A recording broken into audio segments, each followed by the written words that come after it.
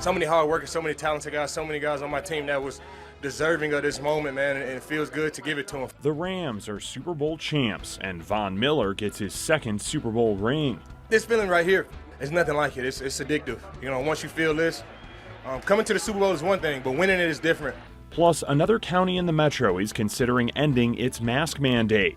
And there's mixed messages about the threat of a Russian invasion in Ukraine.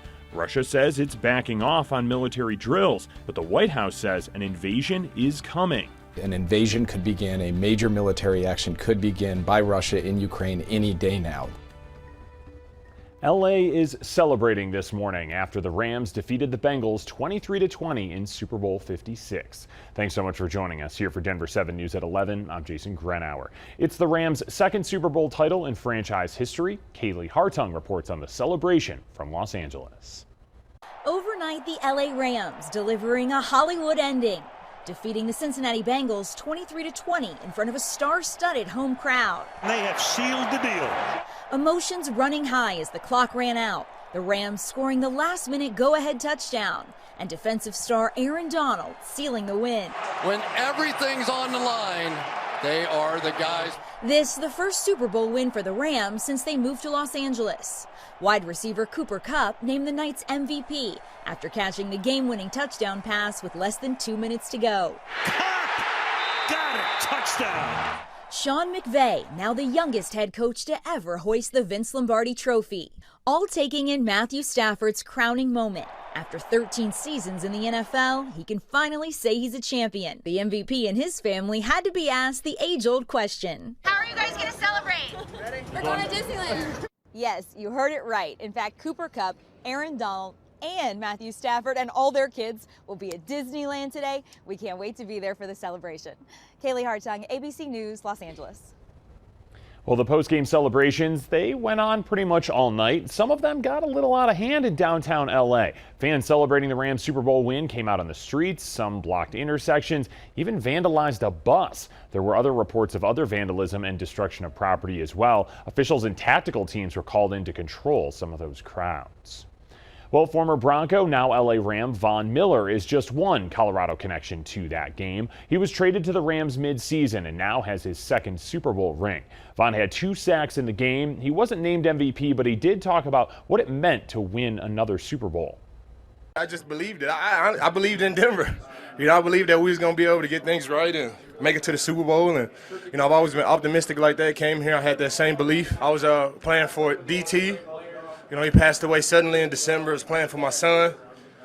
He was born in August, playing for Trevor Mowad. He passed away after the very first game of the season. Von posted this photo on Instagram of him reunited with the Lombardi trophy. In his caption, he shared how much he missed having it around and that a lot has changed since 2016. He also said he's excited to show the trophy to his son. Well, 4 of Colorado's pro sports teams are celebrating Von Miller and the Rams Super Bowl win. The Broncos posted this tweet saying congrats Von on another Super Bowl, sending love from Broncos country. The Avs, Nuggets, and Rockies also posted on Twitter, each with a photo of Von and sending their congratulations.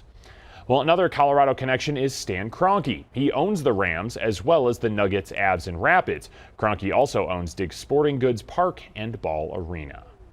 Well, 2 LA Rams coaches, fresh off their Super Bowl win, are coming to Denver. Ejiro Evero will become the Broncos' new defensive coordinator and Dwayne Stukes, the special teams coordinator. Looking ahead to next season, the Broncos will play the now Super Bowl champs. That game will be in LA. Well, counties are loosening pandemic restrictions across the metro. Denver and Tri-County let their mask mandates expire earlier this month. As Denver 7's Colette Bordelon reports, Boulder County might be the next one ready to ditch its mask mandate. All that could be changing later this afternoon. The Board of Health is expected to get recommendations from Boulder County Public Health about the 2 mask mandates they have in place here. Those orders require masks in all public indoor spaces for people ages 2 and up, and they're needed in school and childcare settings, along with things like camps for kids. Those were put into place in August and September of last year. Right now, Boulder County's website says they're experiencing a high level of transmission of the virus, but once that decreases to moderate or low levels for 21 consecutive days, masks won't be required indoors, unless, of course, a business chooses to keep those rules around. State data shows that Boulder County has had 11 days of declining or stable hospital admissions. Their positivity rate is just a touch above Denver's. Kids in Denver County will be going back to school without a mask in 2 weeks. Jeffco kids get to do that today. Live in Boulder, Colette Bordelon, Denver 7. Well, one thing the pandemic has taught us is to be aware of our own mental health. We talked to a psychologist who said some people may feel safer keeping their mask on even though mask mandates are ending. So if we feel more comfortable wearing masks, we should absolutely continue wearing masks. If we want that space between ourselves and someone else, we need to create that space, but we can't really impose what we want on the other person. And it goes the same way, the other way around, not to shame someone who wants to keep wearing a mask and throw numbers and research at them as to why this doesn't work or isn't effective or is unnecessary. It's a good idea to keep an extra mask in your car, pocket, or purse because some businesses do still require those masks.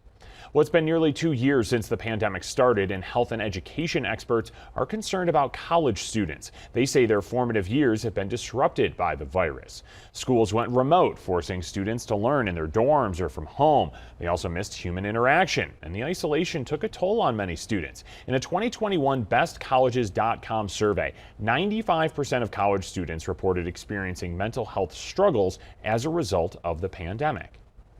The lack of social stimulation really does affect the brain in profound neurologic ways. My house, it was literally just me and my parents, and that was it. And we weren't going out and seeing people. So it was greatly, like, I would have very deep depressive moments. Doctors are encouraging anyone who is struggling with their mental health to talk to their family and friends and get help if they feel that they need it. Well, data shows a COVID-19 booster shot loses some of its effectiveness after 4 months. The CDC now says the shot's effectiveness against hospitalizations from the Omicron variant dropped from about 70% 2 months after vaccination to about 54% 5 months after. When the Delta strain was dominant, effectiveness dropped from 96 to 76%.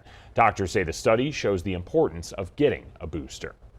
Well, the pandemic is on the agenda at tonight's Denver City Council meeting. The council will vote to extend an emergency declaration related to the pandemic.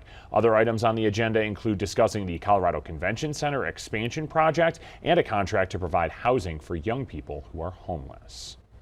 There's a proposal to build a shopping center and apartments in Aurora at this intersection near Quincy and Parker in Aurora. The Aurora City Council will discuss that proposal tonight.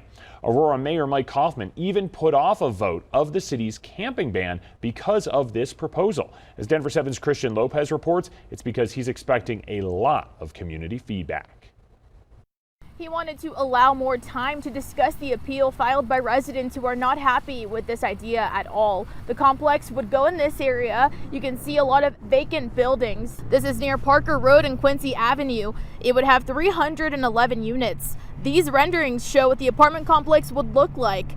The building would replace the portion of empty businesses in the East Bank shopping area. The struggling retail spot once had a lot more shops, but have since closed. The city says making this into a more residential neighborhood would help businesses that are still here, but a lot of people have spoken out against the development. They're worried about the size of it and it potentially displacing longtime businesses. Many are also worried about traffic. One commenter said, quote, "This is a bad idea. There hasn't been any improvement to the already horrible traffic issues at Parker and Quincy, and adding an additional 300 plus cars will make it nearly impossible to resolve," end quote. At the last meeting where this was discussed, a report showed that cars to and from the building would make up about 1% of traffic in the area of South Parker Road. Tonight, the city expects to hear from people who are on both sides of the issue. So far, though, a petition has been signed with more than 500 signatures against this plan. Reporting in Aurora, I'm Christian Lopez, Denver 7. Aurora is also set to approve changes hoping to stop its police department's long pattern of discrimination. The city council will vote tonight to approve a contract with a company to monitor the city's consent decree. Aurora entered into it with the Colorado Attorney General's office last November. The city has up to 2 years to comply. Now, this all stems from an investigation into Aurora's police and fire department practices after Elijah McClain's death in 2019. The man accused of murdering 2 people in rural Douglas County is being held without bond. Casey Duvall appeared in court this morning. The Douglas County Sheriff's Office says he killed Jessica Mitchell and Brian Gray near Franktown last week. A source close to the case tells Denver 7 investigates that Duvall is Mitchell's brother. He'll be back in court next week. Coming up, there's hopeful signs from Eastern Europe that Russia is de-escalating threats to invade Ukraine. Plus, Meow Wolf is setting the stage for romance. The immersive experience is ready to celebrate Valentine's Day.